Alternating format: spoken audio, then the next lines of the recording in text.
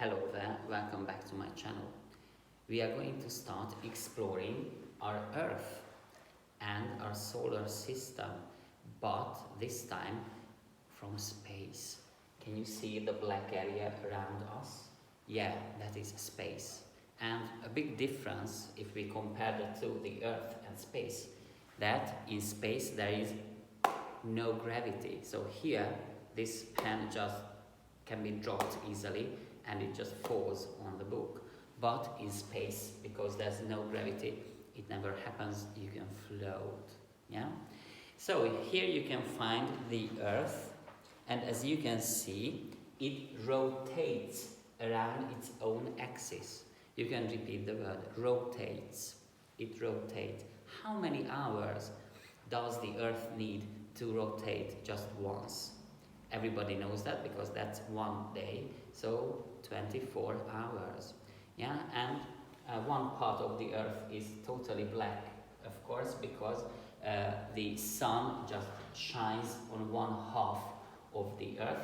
Here, this image doesn't show that because I want you to see it well, but now you can see that one part of the Earth is in complete darkness.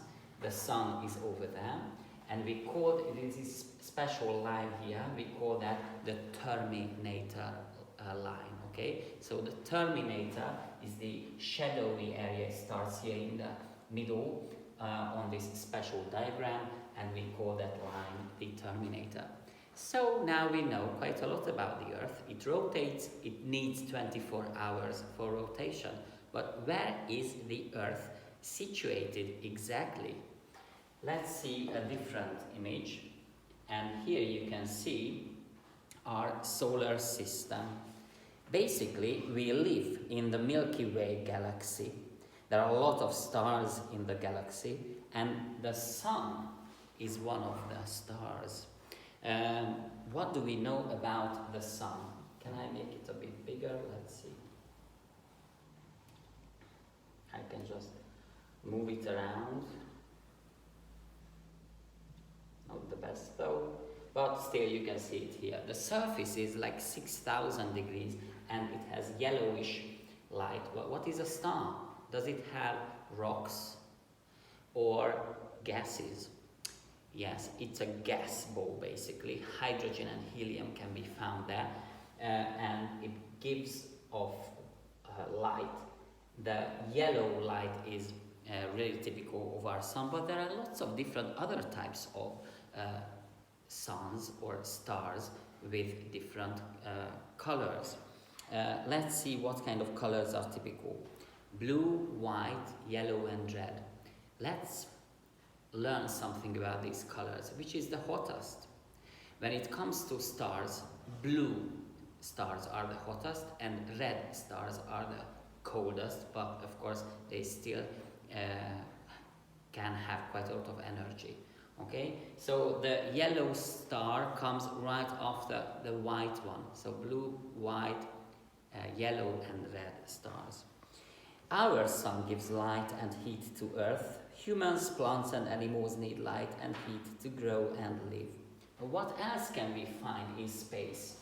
Lots of other planets, yeah, but not just planets.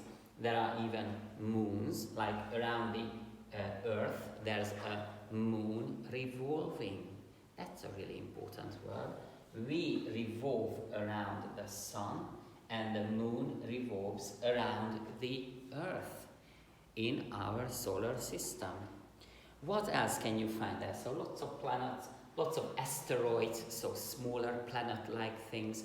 Comets, that's called üstökös. That's basically a dust and ice ball which kind of evaporates. So this is why you can see its really nice tail. When we are lucky enough to see one or two comets. Sometimes you need to travel to different countries to see one. But there are also meteors, or when they just fall on Earth, meteorites, we can say that. These are smaller pieces of mineral complexes, basically, which can be examined later if they appear here on Earth. 8 planets revolve in an oval-shaped path around the sun. You can see the oval-shaped path, and they are revolving. Let's see their names. Yeah. So after the Sun, Mercury, Venus, Earth, Mars, Jupiter, Saturn, Uranus, and Neptune. Yeah. The smallest oval shape is right here around the Sun, so Mercury can go quite fast on this special kind of track. The Sun is the only object in our solar system to give off light.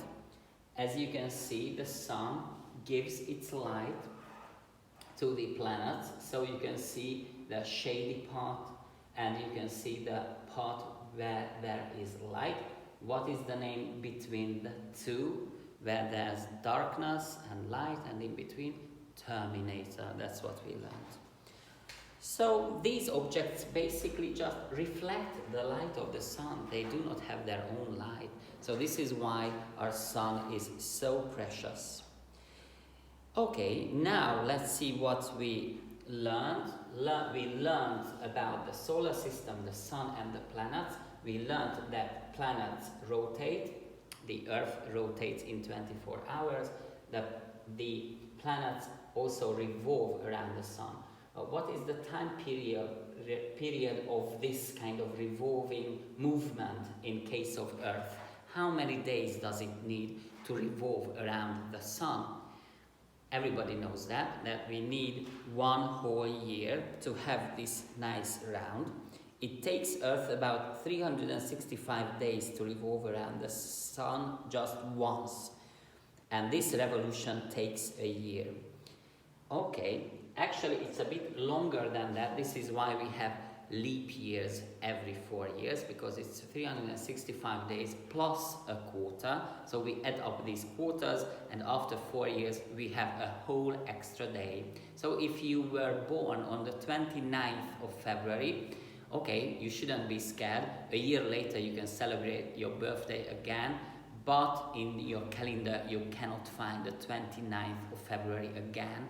So it can be a bit strange, but it's like that. So that's about leap years.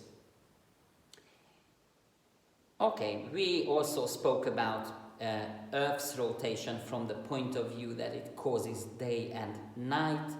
And on Earth, time is different in different places. Each place has its local time. So if I check my watch here, I can see that, oh yeah, it's about 9:08 here in Hungary now. But if I move to Japan, there people start to go to bed.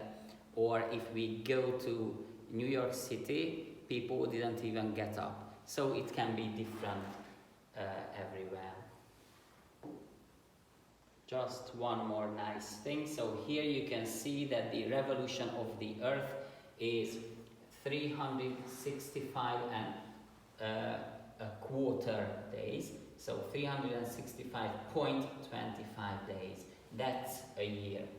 We can see something else here if we check this special diagram carefully. You can see that the average distance between the Earth and the Sun is here, this number. But I will simplify it for you.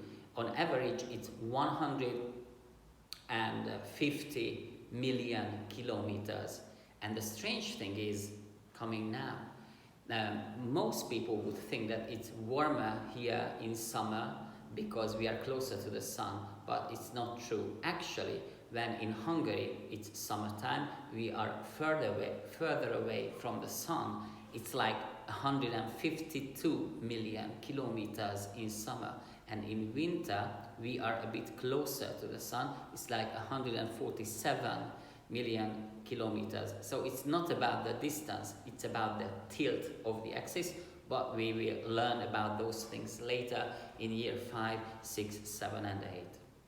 Okay, now then,